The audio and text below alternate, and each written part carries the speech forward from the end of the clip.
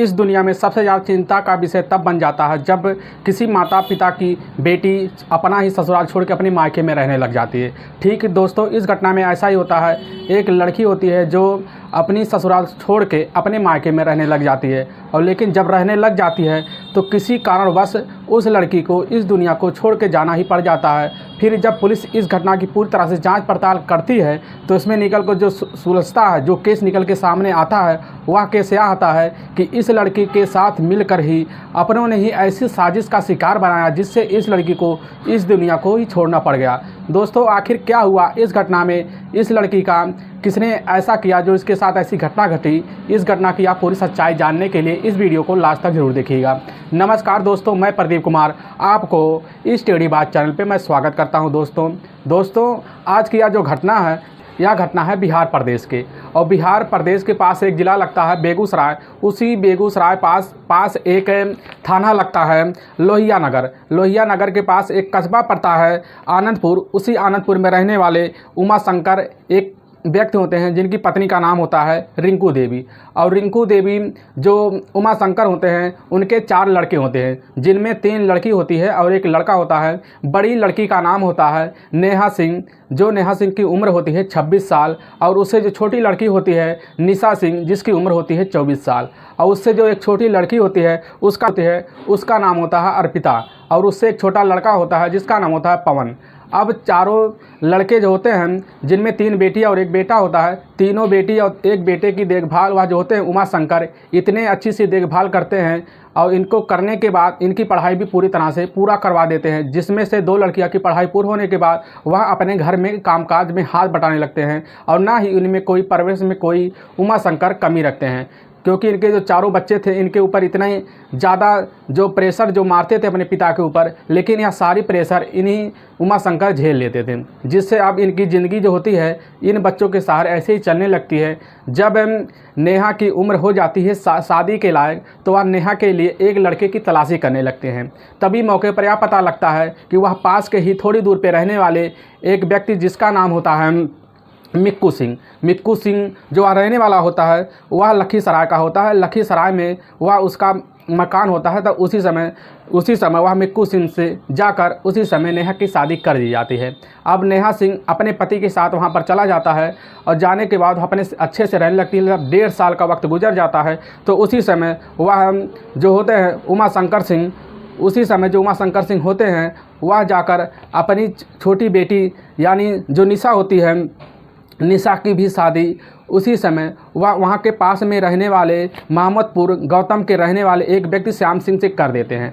श्याम सिंह से करने के बाद वह जो उमा शंकर होते हैं वह अपनी ज़िंदगी अच्छे से अब जीने लगते हैं, अपने एक बेटा और एक बेटी के साथ अपने घर में गुजारा करने लगते हैं।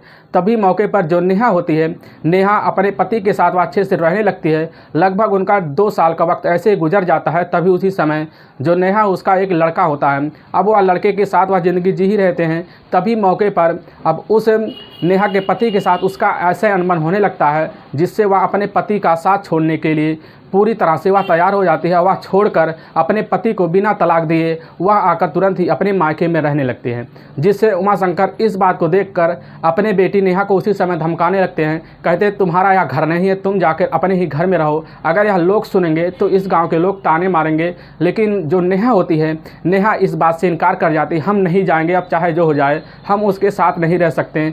तो उसी समय उमा शंकर इस बात की सोच के काफ़ी परेशान हुआ करता था, जिससे इसी परेशानी की वजह से एक दिन उमा शंकर की इसी वजह से मौत हो जाती है। जब इस बात की भनक तुरंत ही यह पता लग जाती है नेहा को कि हमारे वजह से ही हमारे पिता की ही मौत हो गई है, तो वह घर की सारी जिम्मेदारियाँ उसी समय जो नेहा होती है, नेहा उठा लेती है। अब यह सारी जिम्मेदारी अपने भाई और अपनी बहन को देखने लगती है। तभी भाई बहन से वह बोलती है तुम्हें कोई चीज़ का चिंता करने की ज़रूरत नहीं है, ना ही तुम्हें कोई टेंशन लेने की जरूरत, अपनी ज़िंदगी आराम से जो हम तुम्हारी जितनी भी खर्चा है इस घर का देखेंगे। तभी मौके पर नेहा इस घर का पूरा खर्चा चला रही होती है, लेकिन कुछ माली हालत ख़राब होने की वजह से नेहा जाकर वहाँ के मार्केट में तनिष्क ज्वेलर में जाकर वह एक सेल्स गर्ल की नौकरी कर लेती है।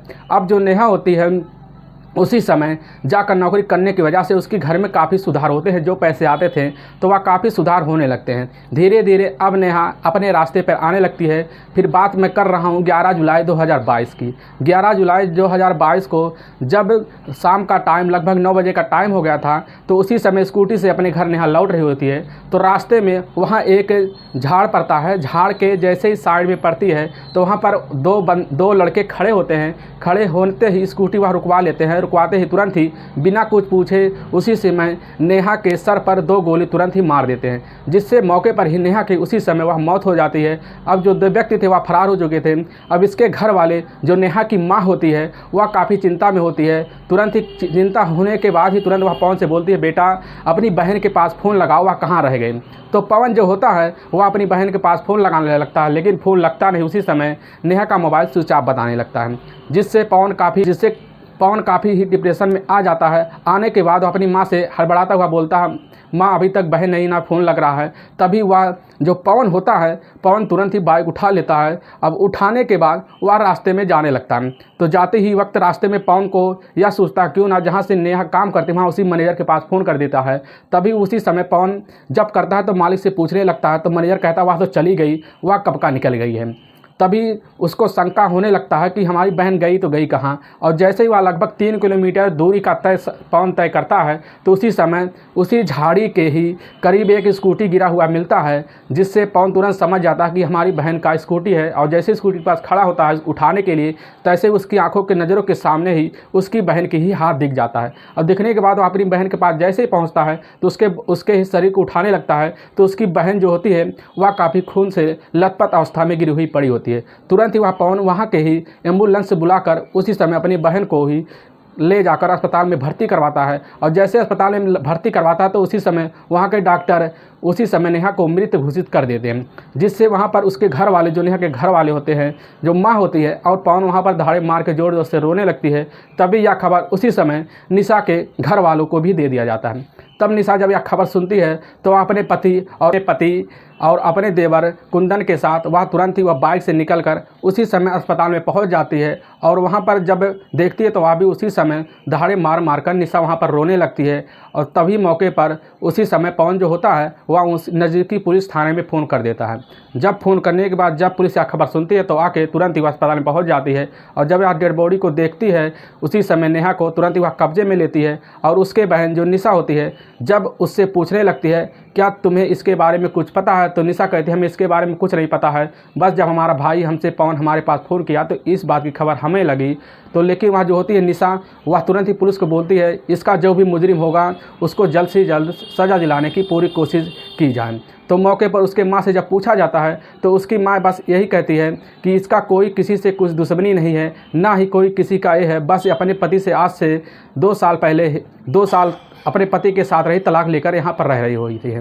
तभी मौके पर पुलिस वाले उसी समय उसके बॉडी को जब पोस्टमार्टम के लिए भेज देते हैं। अब इस मामले की छानबीन करने के लिए इसके मां की तहरीर पर ही मुकदमा 302 धारा लगाकर वहां पर दर्ज कर लिया जाता है। फिर इसकी जो है कार्रवाई आगे की बढ़ा दी जाती है। जब पुलिस इस मामले की जांच करने लगती है और ऐसे ही जांच करते करते जब पुलिस यहाँ पर तुरंत ही उस नेहा का मोबाइल नंबर लेती है और लेने के बाद उसका पूरा सारा डीडीआर निकालती है तो उसमें कुछ भी निकल के नहीं आता।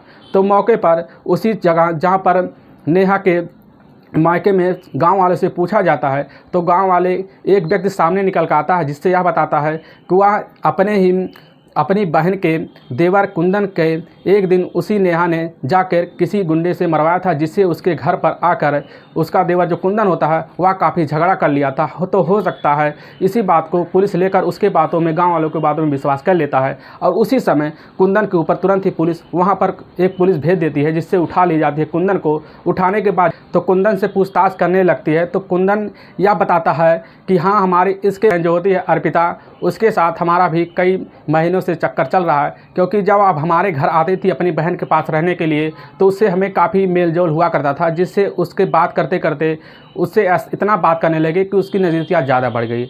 अब जब नज़दीकियाँ ज़्यादा बढ़ गई तो उससे हमारी दोनों की बात होने लगी। तो इसी बीच बात होने के बाद जब हम उसके घर जाते थे, अर्पिता के घर, तो वहाँ पर जाकर उसके घर में उसके साथ संबंध बनाते थे। यह यह सिलसिला हमारा कई दिन तक चलता रहा। लेकिन जब इस चीज़ की भनक उसकी बड़ी बहन जो होती है नेहा को जब लग जाती है तो उसी बात पे हमें वह डांटने लगती है और डांटने के बाद हमके धमकाने लगती है कि अगर तुम हमारे बहन के साथ शादी नहीं करोगे तो तुम्हारे लिए अच्छा नहीं होगा। तो उसी समय जो होता है कुंदन यहाँ इस बात के लिए मना कर जाता है, लेकिन उसकी बहन जो होती है वह ज़्यादा प्रेशर मारती है। तो इसी वजह से वह एक दिन उसी समय रास्ते में कुछ आदमी भेजकर उसको उसी समय पिटवा देता है, जिससे उसी समय कुंदन गुस्सा हो जाता है और बस यही तक यह बात तुरंत यह करके तुरंत ही उसी समय टाल देता है। लेकिन पुलिस को अब पूरी तरह से विश्वास भी नहीं होता है। लेकिन जब कुंदन को पुलिस और ज़्यादा टार्चर करना शुरू कर देती है तो पुलिस के सामने वह जल्द ही घुटने टेक देता है। कुंदन पुलिस के सामने घुटने टेक देता है तो वह बताने लगता है नेहा का कातिल हम नहीं, हमारी भाभी भी है। तो पुलिस उसी समय चौंक जाती है कि तुम्हारी भाभी क्यों है। तुरंत ही जब उसकी बात सुनने लगती है तो एक ऐसा बात वह बता देता है जिससे पुलिस को विश्वास हो जाता है कि इसकी भाभी है। तुरंत ही वहाँ से पुलिस की एक टीम भेजा जाता है। भेजने के बाद तुरंत ही उसी समय उसकी जो नेहा की बहन छोटी होती है निशा को ही तुरंत गिरफ्तार कर लिया जाता। करने के बाद उसी समय जेल में लाया जाता है और जब निशा के सामने उसी समय कुंदन खड़ा हो जाता है तो निशा अब सारी सच्चाई पूरी तरह से कबूलने के लिए तैयार हो जाती है। जब निशा और कुंदन दोनों को अलग अलग बैठाकर यह बात पूछा जाता है तो इधर जो निशा होती है वह जो पुलिस के सामने जो सच्चाई रखने लगती है वह बताने लगती है कि जब हमारी बहन अपने पति को छोड़कर अपने घर पे हमारे घर पे रह रही होती है, लगभग 1.5 साल का इनका वक्त गुजर गया होता है उसी बीच, तो रहते रहते जो नेहा होती है अपनी घर की वह स्थिति संभाल रही होती है तो सारी जिम्मेदारी वह नेहा संभालने लगती है। तो ऐसे में वह काफ़ी डिप्रेशन में भी रहने लगती है नेहा, क्योंकि वह अपने पति को छोड़कर अपने घर पर रहने लगती है। तो वह सोचती है क्यों ना हम किसी हमसफ़र की तैयारी की जाए। तो इसी तलाश में वह लगी रहती है। तो मौके पर जो निशा का पति होता है श्याम भी वह कभी वह जाया करता था। तो नेहा उसको देखकर उसी श्याम की तरफ आकर्षित हो जाया करती थी, जिससे श्याम इस बात को पकड़ लिया था कि निशा को जो नेहा है कि नेहा को कुछ ना कुछ ऐसे चीज़ की ज़रूरत है जो इसकी ज़िंदगी में नहीं है। तभी मौके पर जाकर जो श्याम होता है वह नेहा से बातें करने लगता है और इसी बातों को करने के वजह से इन दोनों में काफ़ी नज़दीकियाँ बन जाती है और श्याम और नेहा का ऐसा रिश्ता बनने लगता है कि इन दोनों के बीच ऐसे ही संबंध बनने लगते हैं, जिससे धीरे धीरे संबंध काफ़ी दिन तक चलने लगता है। अब जब संबंध चलने लगते हैं तो नेहा जो होती है यह श्याम के ऊपर भी प्रेशर मारने लगती है कि हम तुमसे शादी करेंगे। और इसी बात में जो श्याम होता है यह काफ़ी गुस्सा हो जाता है, लेकिन यह श्याम मना कर देता है। अब श्याम जब मना करने की वजह से नेहा काफ़ी भी ऐसी गुस्सा हो जाती है। तो यह जो होता है इनके बीच में इस बात की भनक उसी समय नेहा की छोटी बहन निशा को भी लग जाता है, जिससे निशा जब इस बात की भनक लगता है तो वह तुरंत आके नेहा से बात करती है। तो नेहा भी कहती है हम तुम्हारे पति श्याम से शादी करेंगे, लेकिन नेहा इस बात के लिए मना कर देती है कि ऐसा हो ही नहीं सकता। और इसी बात मना करने की वजह से इन दोनों में नेहा और निशा में काफ़ी तकरार हो जाता है। और जब तकरार हो जाता है तो उसी समय निशा जो होती है अपने ही यहाँ पर आकर रहने लगती है। तभी मौके पर जो होती है नेहा जो होती है अब कुंदन के ऊपर ज़्यादा अपनी बहन के ऊपर ज़्यादा दबाव मारती है कि तुम जाकर उससे शादी कर लो, जिससे कुंदन होता है इस बात के लिए मना कर जाता है कि हम तुमसे शादी नहीं करेंगे, तुम्हारी बहन से शादी नहीं करेंगे, जिससे इस बात को लेकर काफ़ी नेहा परेशान होने लगती है। तभी मौके पर जब एक दिन इतना धमकाने लगती है कुंदन को नेहा, तभी कुंदन बहुत गुस्सा हो जाता है। तो वह सोचता है अब हमें इससे छुटकारा पाने के लिए नेहा को वही रास्ते से हटाना पड़ेगा। तभी मौके पर जाकर जो कुंदन होता है उसी समय अपनी भाभी निशा से यह बात करता है। तो बात करने के बाद निशा ही तुरंत मान जाती है, क्योंकि वह जानती है कि हमारे पति का ही इसके साथ चक्कर है। तो मौके पर सोचती हमारे लिए भी अच्छा होगा। तो उसी समय जो होता है कुंदन निशा से मिलकर दोनों यहाँ प्लान बना लेते हैं। तभी मौके पर 11 जुलाई 2022 का दिन आता है, जब जो नेहा होती है वह जैसे ही अपने ही जो ज्वेलरी शॉप होता है उससे जैसे निकलने की कोशिश करती है तो उसी समय नेहा निशा के मोबाइल पे फ़ोन कर देती है। अब करने के बाद जैसे वह फ़ोन उठाती है तो वह नेहा बोलती है तुम कब यहाँ से जा रहे हो। तो वह बोलती है कभी हम 10 मिनट लगेंगे, यहाँ से तुरंत निकल जाएंगे। तभी मौके पर नेहा को यह बात निशा को इस बात की भनक भी लग जाती है कि वह निकलने वाली है। तभी मौके पर वह उसी समय कुंदन को यह बात बता देता है, जिससे कुंदन अपना एक दोस्त लेकर जिसका नाम होता है मनोज, अब मनोज को लेकर वह उसी सुनसान जगह पर पहुंच जाता है, जिससे मौके पर खड़ा होता है। जैसे ही वहां पर नेहा स्कूटी लेकर पहुंचती है तो वहां पर एकदम सुनसान जगह होता है, तो वह तुरंत स्कूटी रुकवा देता है। वहीं पर रुकवाने के बाद ही ना ही पूछता ना कुछ ताछता है, तुरंत ही उसके सर पर 2 गोली मार देता है, जिससे उसी समय वहाँ पर ही नेहा जो होती है गिर जाती है। तुरंत वह भाग जाते हैं। जब यह सारी सच्चाई पुलिस उसके मुंह जो कुंदन होता है उसके मुंह से सुन रही होती है। तभी उसी समय सुनने के बाद तुरंत ही वहाँ उसके दोस्त यानी मनोज को ढूंढने के लिए पुलिस चली जाती है और पता चलता है कि मनोज वहाँ से फरार हो चुका है।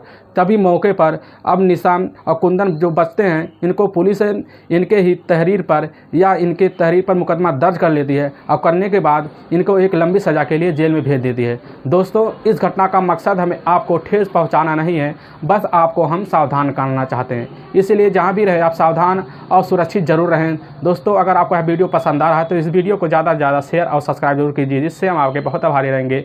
फिर मिलेंगे नेक्स्ट वीडियो लेकर, तब तक के लिए राम राम, जय हिंद दोस्तों।